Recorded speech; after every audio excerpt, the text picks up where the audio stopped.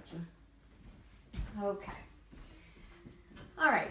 Next, I'm going to assess the pulmonary or respiratory system. And that begins with inspecting my patient while they're breathing at rest, just seeing what the respiratory effort looks like. I would document any abnormal findings that I have.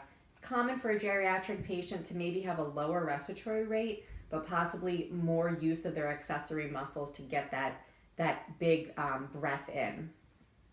Again, I would palpate and take a look at the fingernails to look for clubbing for any signs of hypoxia.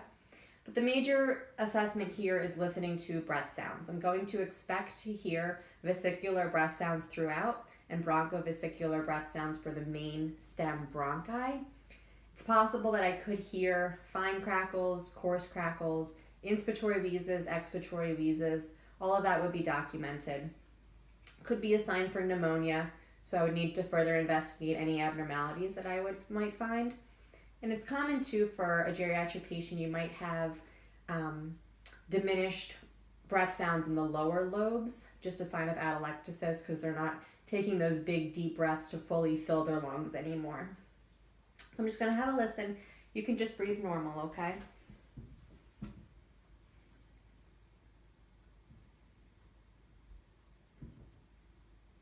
Just lean forward a little bit.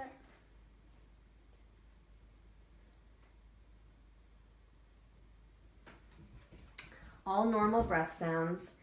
And obviously here, getting subjective information from your patient can be helpful. So do you ever have any dyspnea on exertion or shortness of breath? Maybe when you walk up a flight of stairs, does it take you a minute to catch your breath sometimes? Yeah, actually at the end of the day, when I'm going up to bed at night and when I walk up to the top of the steps, I do feel a little fatigued. Yes. So check a pulse ox and see, maybe we would need to do one at home to see if when she reaches the top of the stairs, maybe her oxygen does dip. And we might have to look at putting you on oxygen if that is the case.